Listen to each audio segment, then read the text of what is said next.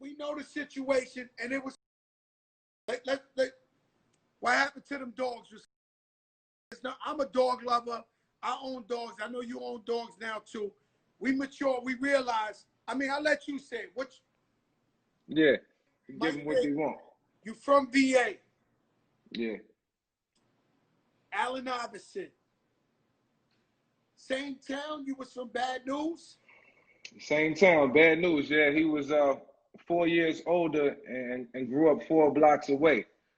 So I didn't really take notice to AI until I was like in the 8th grade. So I was probably 13 years old. He was like 16. He was going through that whole ordeal with the bowling alley stuff. And but you guys from VA, y'all loyal to VA.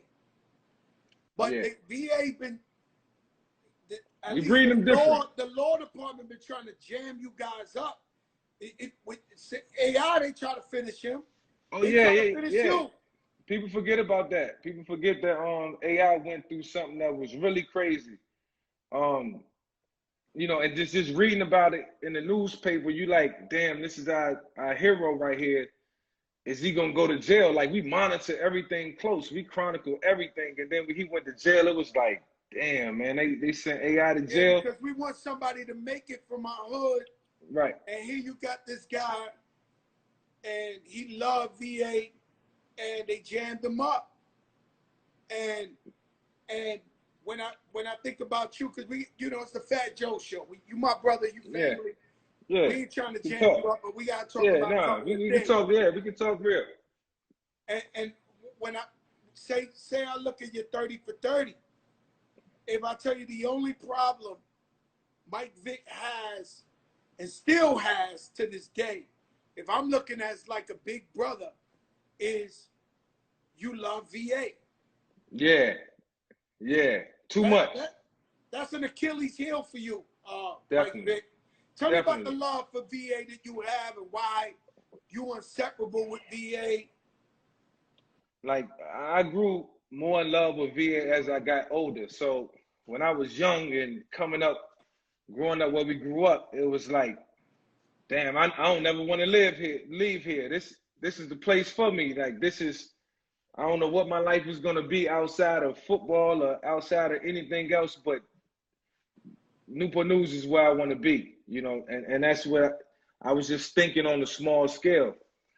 As I grew older and, I started to obtain success, it was like I was just drawn back into being home and being with the guys that I grew up with. And it was cool because now I had something. I came from something and I made it. And, I'm looking around like, damn, I want to help as many people as I can. So the Achilles heel was me trying to show love and bring people with me. I was trying to bring a lot of people with me, and it was like, as the years went on, it was just wearing on me and until I finally broke. Like, God stepped in and said, all right, enough is enough.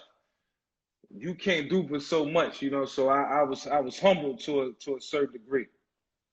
And you should fix your Wi-Fi a little bit, Mike, because it's really blurry wherever you at right now. But it's good right now. It's good for now, right? So my thing is, we all get the survivor's guilt to where we feel we got to help everybody that was there before we was there. We had AB on here, the boxer, and you remember they had that little rumor that, he was trying to, and he said it was because he had so much pressure from people he grew up with and he loved, asking them for this, asking them for that. He almost went and himself. And people don't realize Alicia Keys was on here last week, and I said, what's your biggest accomplishment in life? I thought she was going to say the 20 Grammys, she was like, staying sane. Just staying sane is my biggest accomplishment. Like, why isn't Mike Vick fried with all the you done been through? How do you maintain to be sane and stay calm?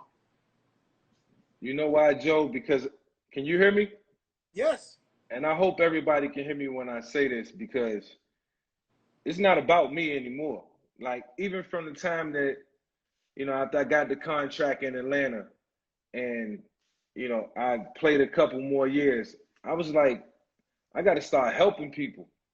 You know what I'm saying? And like not family or friends. I'm talking about people who need a helping, you know, a certain form of help in life. They need a crutch. You know, they just need somebody. I'm like, you know, my greatest accomplishment and my sanity gonna come through, you know, my charity work. You know, how I can help people. I can help people like, you know, feel like they can become something. You know, young kids who, you know, they go through what we went through, come up how we come up, and you know, they don't always have a dream. Like, you know, we had a dream. You know, but we got to instill something in them so that they don't become a problem. So I always just been like, yo, man, the one thing people can't take away from me is how I'll be able to interact and help other people. And that mean a lot to me.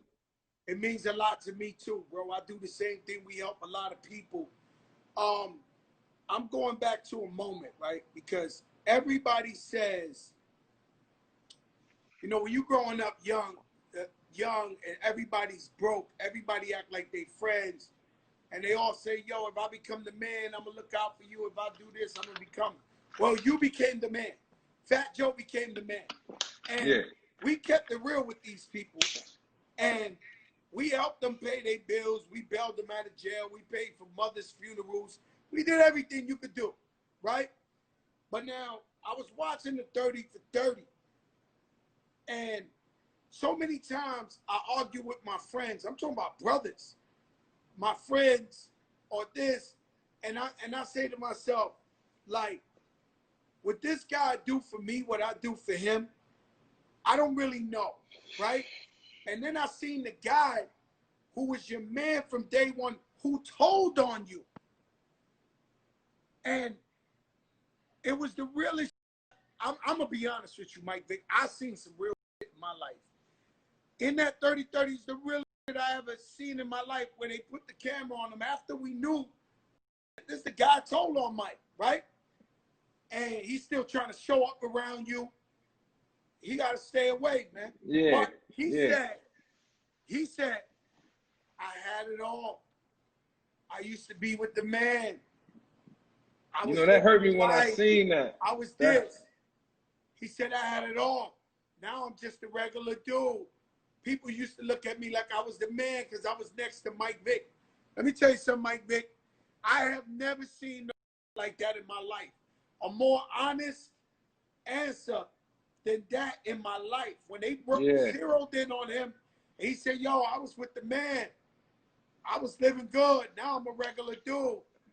Hey, Joe, like, crack, that like hurt me when I was watching that because I know the type of friendship we had. I know how we came up. We had conversations about what we was about to get into, and we could foresee the future and what could potentially happen. So we discussed it, and it was like, you know, it was disgusting conversations, but it was conversations that needed to be had. We needed to know direction because we had none for real. We was just, you know, you had a lot of money and Mike, we trying to hang in there. Man. I'll tell you a joker moment to everybody. A couple of years back, I got in trouble. Wasn't really my fault. Your Wi-Fi is crazy. Wasn't really my fault. I got with an accountant. I was sending the money. He wasn't paying my taxes. So after I paid him, they made me pay them again. They took a lot of my money. I went to jail for 4 months. When I come home, my new accountant sit down and say, yo, bro, you know, the IRS is in your books, man. Like, what are you doing? I said, well, what do you mean I'm doing? I just came home from jail. He said, well, it says here you spending $60,000 a month, $40,000. I said, yo, bro, in jail, all I could spend was $200 a month. What you talking about? And the craziest, Mike Vick, one of my best friends that I would have jumped off the roof for, died for, was stealing my money while I was in jail, knowing that they had already took my money. This was a dude I would have literally have died for. I literally, if we had to hold each other's hand and jump off the roof, I'd have did it with him. And the crazy shit is, I know how you felt. because I felt hurt like that before too. I know that pain. Yeah. Where I Yeah. had to say to myself, so some part of me still was like, damn, but that's my man and this and this. Yeah. And I had to say to myself, if you really the realest, if you really the Don, I know how much this hurts you, but if you're going to live by that code, that moral code, he got to go. You got to walk these dogs by yourself. Yeah. Yeah. Yeah. It was hard to do. It was the hardest thing in my life. You know, when I caught this dude stealing from me, my wife would tell your wife, when I asked him and I seen his guilty face, I went in convulsions. I started shaking in convulsions, like shaking. Yeah. Like my wife had to dive on me and grab me and be like, please. I was like, why? You can believe it. This shit. Can believe it. And it's like, and then that's a hard decision where I had to be like, you know what?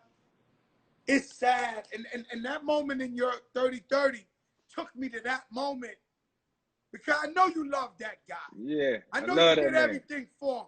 Somewhere in the back of the craziest mind, you still love this guy, but you looked at him and you said, bro. Yep.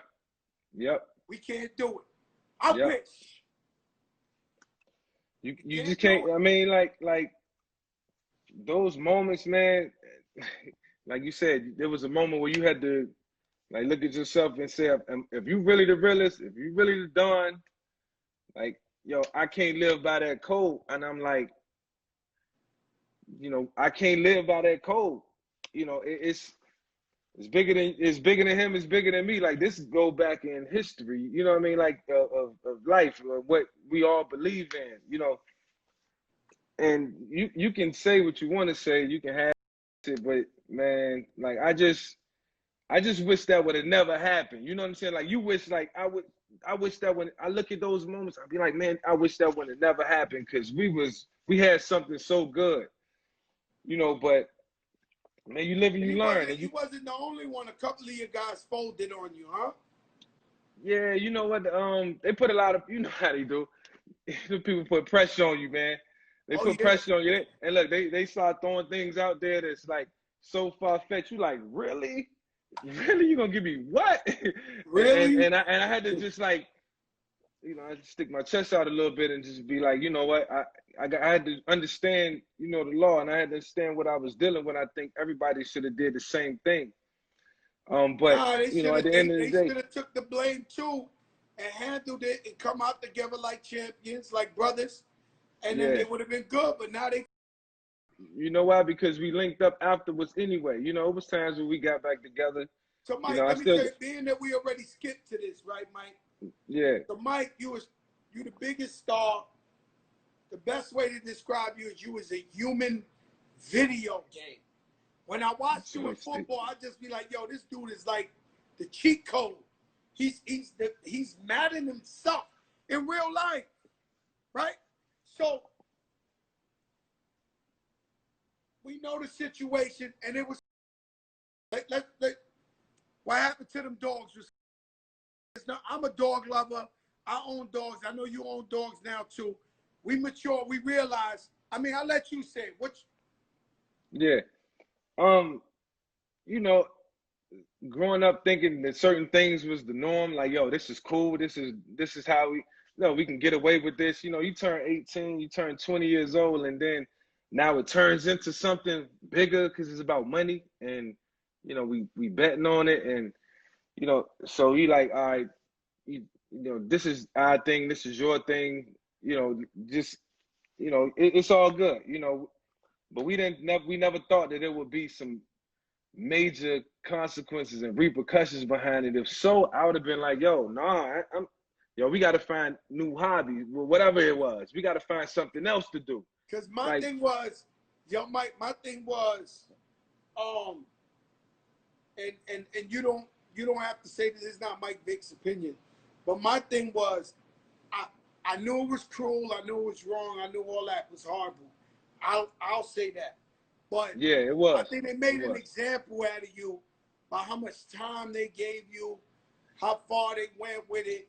I'm gonna clean this up for the people though. So I played out to a year and a day, right? So I got sentenced for interstate commerce.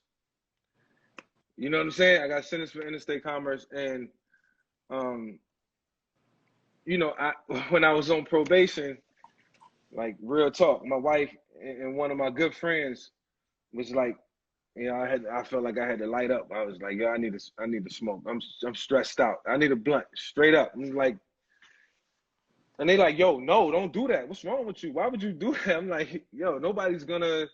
And then I had a security guy who was a frat brother to one of the guys who was like, no, they not gonna test you. And I was like, all right, cool. I trusted what he said. And this real talk. These stories untold. Stories untold, crap. So this is a Jopra moment.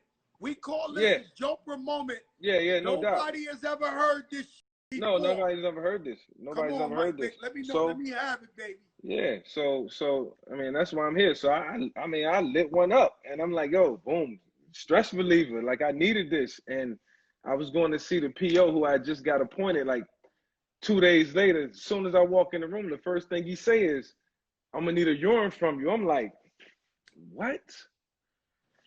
So they working with me. We trying to calm this whole thing down and just like, yo, you're gonna do some time. And I was to a year and a day, and I was content with that. I'm like 10 months. All right, boom. I'm not a dude. I'm not a street dude. You know, I don't want to go to jail. You know, I cried my first 2 weeks. That won't for me.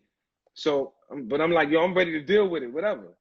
But I got more time because I smoked that joint.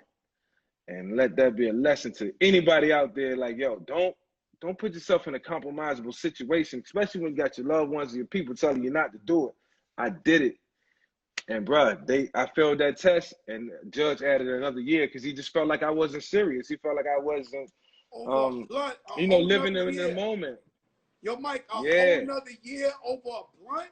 Yeah. Well, because I was on pretrial. So that was self-inflicted. Boom, I did that to myself. But it in the eyes of the public, it looked really harsh. You know what I'm saying? You go in there, Mike. That first day, you in there. You sit in the cell. You lay down in your bunk, and you look up. What do you say to yourself at that moment right there, Mike? Yo, first of all, I was claustrophobic. I was like, looking at the four walls close. I'm like, you claustrophobic? Yo, for like an hour, I just took the covers and just put them over my head. Like I just covered myself. I kept peeking out the covers. Like, yo, I'm really here. I'm really in a prison right now, serving time for what I did. What doing here? I was like, so every time, we done been in mansions with white marble. We done ran out the tunnel with 70,000 people scream, what the fuck I'm doing I can buy I put Air Force Ones on my feet every other day, brand spanking new. Fresh outfits, whatever, however I can get fresh. I'm like, damn, I'm in the black and white. Every time somebody came to the door, every time they came to the door to check on me, I thought there was somebody coming to unlock the door to let me out, to tell me like, yo, this is a joke. It's time for you to go. I was like damn, man, it was a nightmare, bro, and I was living. I'm gonna give you one more question. We get off this. Was you worried about your family while you was in there financially and so forth? So when I first went in, I was like, yo, I'm good. I got a lot set to the side. You know, I got money, with my wife, but I still got issues like lingering out there. Like I still got bank loans, and I still got, a horse farm, and I still got a lot of things pending, that needs attention. And I just couldn't have that day-to-day communication and cater to all those needs financially. And it was more stuff than my wife ever knew about. So I really had to like handle everything from there. But now I'm in transit. I go from Virginia to Kansas.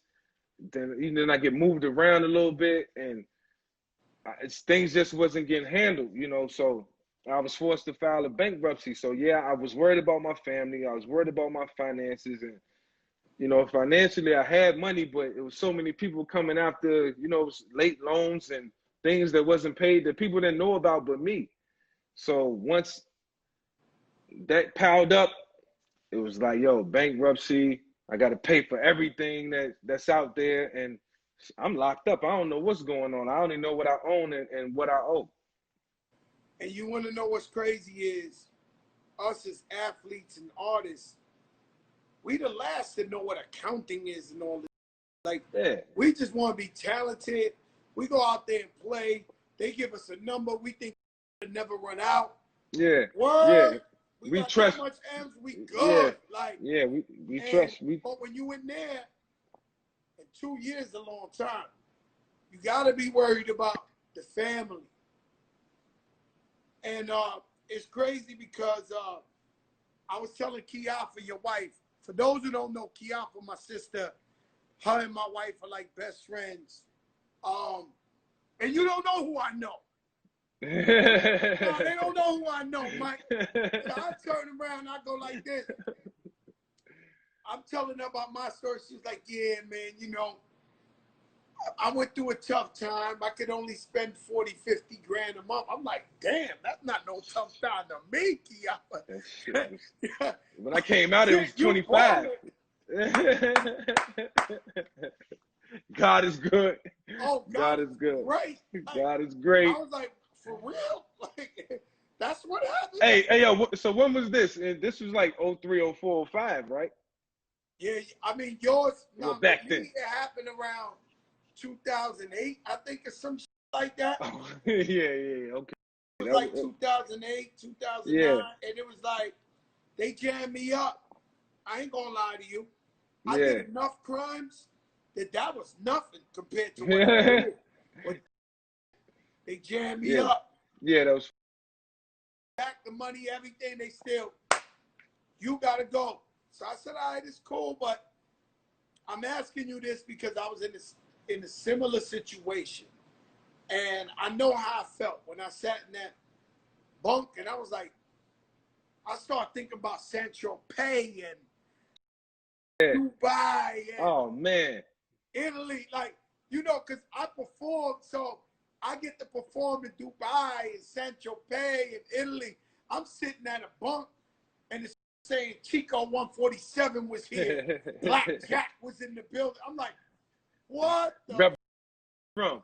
Yeah. What am I doing in this?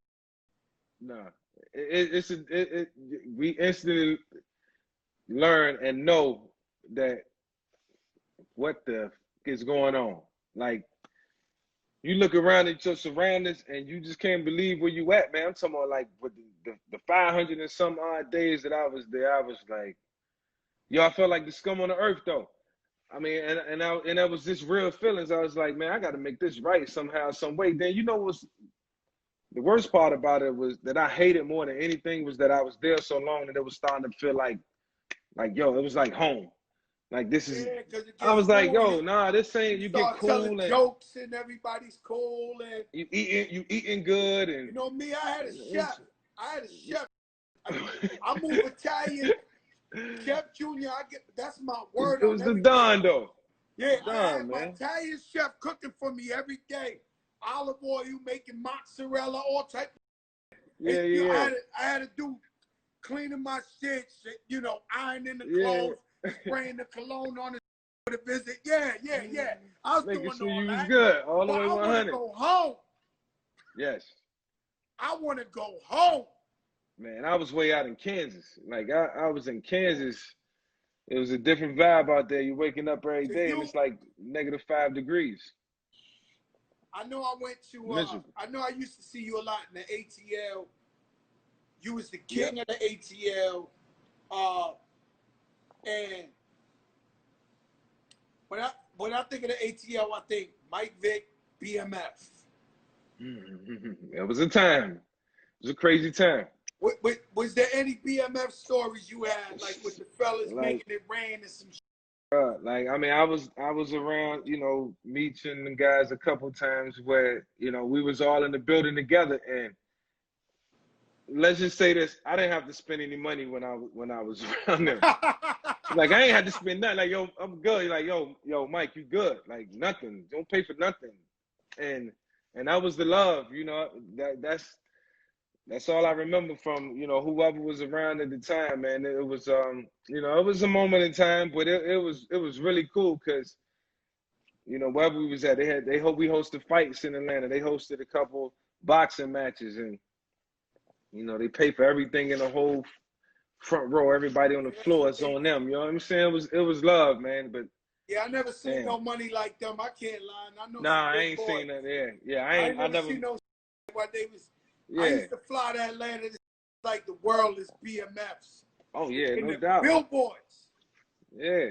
and I'm like, this crazy. Yeah, Like, it was on another level. It was on yeah, another level, and the dudes had respect all across the A, and all across the country for real. yo, let me tell you something, man. You had the pound for pound greatest comeback of any black Latino in the world coming from our culture. You in jail, you do 2 years, you file for bankruptcy, you're discouraged. I don't know who goes to jail and gets inspired. It's a dark place. I could not write one rap in jail. Yep. You come home, you start working out, and you get another shot. We were so happy for you, Mike. Everybody was so happy for you. It was like, this is some Cinderella, some Rocky Balboa. What was that like for you walking on that field once again after going through all that? Yeah, I used to just always be like, man, I just need a shot. Yo, I just need another shot, man. I was thankful that Andy Reid gave me a chance because for a while it was looking like nobody was gonna give me a chance. There's a couple starting jobs out there, and I was like, yo, where I should be with this team. I think it was Cincinnati at the time. And then the Buffalo Bills had an opening. I was like, yo, that looked like an opening where I could slide in and start. But realistically, my body wasn't ready. Once I hit practice with the Eagles, I was just a step slower. I ain't feel it like I ain't feel it. It just, coach called a quarterback draw, and I took it and I tried to make some moves in it. So after practice, my coach, I'm 29 years old. After practice, my coach used to just make me run across the field. Like he'll set up a gauntlet, like from goal to goal, and make me just run through the gauntlet for 100 yards, shaking, spinning, moving around. I was like, yo, I'm 29 years old doing this. This ain't it, because I'm not starting. I'm just a backup. I'm the third team quarterback, but I had to get used to that role. I had to embrace that role. And I was like, yo, if I ever get a shot, I'm not going to take it for granted. If I ever get a chance to step back on the field, man, I'm going to enjoy it. I'm going to appreciate it every down. I'm going to give it everything my all. I'm never leaving anything on the field. And I just didn't know my second year there, Donovan, he got traded to the Redskins. Kevin Cobb was the next man up. In the first game of the season, Kevin Cobb get knocked out. Clay Matthews hit him with one. I'm looking at Kevin like, get up, man, get up. He never got up, and I was the next man up. And I went out there and I was like, looked in the sky like I did when I stepped on the field for my first time playing a college football game. Like, yo, God, if this is what you want me to do, this what I'm gonna do. Right? That second time around with the Eagles house, like, God, thank you for another shot. Let's go. And And you we rocked out. and it was prime time, baby. You Yeah, I was a start little older. dancing on them, Yeah, I showing was them a the little signs of older. But greatness. yeah, I was a little older. It wasn't the same, but I got it done. Now I you got it got done. it done, but you got to understand you did something nobody else has ever been able to do in history, Yeah, though. yeah, Mike, yeah, with the it was contract. never been done in history, man. So Yeah, you got to understand that's why we love people like Muhammad Ali. They took his title and then he came back years later and then he became a champion. yeah, And yeah. and We so fought. Mike Vick, he's like the Black Rocky Balboa, bro. And it's crazy it happened in yeah, it happened in Philly. And my thing is, I'm just happy because our lives are testaments to the people who ain't as fortunate as us, Right. and they know they can get back up. Yeah. And they know they can go through some, because even us, some people get mad at us because we actually made it.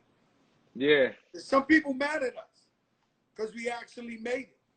They're not saying, yo, the black man made it, the Spanish man made it, yo, they're like, yo, these dudes, they've been living, yo, let me tell you something. But what they don't realize is that all we trying to be is ambassadors for them. That's and it. represent them and inspire them. Yeah. And if we can get up, you can get up too. And that's what I think about when I look at Mike Vick. Yeah. You know my greatest accomplishment about to be in my life, man? Yeah, I did some great things, you know what I'm saying, in football and in all the sports, like broke records, you know, threw touchdown passes for days, used to come into games like scared to fail, afraid to fail, and come out on top. No, I enjoy those moments, man. But like my greatest accomplishment now gonna be, like I say, helping people, man. I'm about to start a prison reform program, the MV7 prison reform program, where I'm gonna help prisoners, you know, and with the re-entry back into society.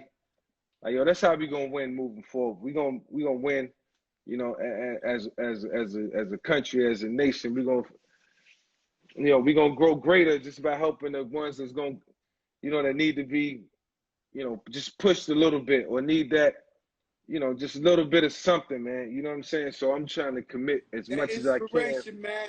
That inspiration, man. That's what they need, yo. I'm trying to do that, man. I might need your assistance, man, because we both been through it. We both I'm with you, lived Mike. You through know, it. we family, man. We'll ride out together We on it, man. We family. ride out. You hear about it, no doubt. We'll Yo, jump back listen, on and man, talk about it. I was going to keep it all the way VA and have AI right after you, but he got caught up. So I was going to put Bubba Chuck on here. I know Bubba Chuck since he was in high school. That's my So dog. I went out to VA to perform my first song, Flojo. Yeah. And the dude walked up to me. He had an army fatigue on the VA with like 20 guys. They all had army fatigue. And he was like, yo, I'm Bubba Chuck, AI. He wasn't even in college. For I'm real. like, oh, what's up, man? Nah, ball. I'm the #1 in the country. It's like, oh, yo, nice to meet you. Yeah. We became family ever since. I used to hear about that, y'all relationship. Yeah. I used to be out there in VA with him all the time. Yep. I got stories. I'm going to save it for him. Yeah. About VA, me and AI, in VA. VA. I said to him, we got beat up one time in VA. It was his man's birthday. We was in there. We fought like about 1,000 guys. It was only 20. For real. He tells me, nah, you got beat up in VA. I didn't get beat up. Yeah. We fought the whole club, 1,000 dudes. Straight man. up. I couldn't believe that shit, man. But yo, Mike, thank you for getting on with me, being so real. You know, we love you, man. Salute Kiafa. That's my girl and the whole family, and I'll see you soon, all right? Yeah. When you come back in town, I'll take y'all out to eat. Let's do it. All right, my brother. Number love.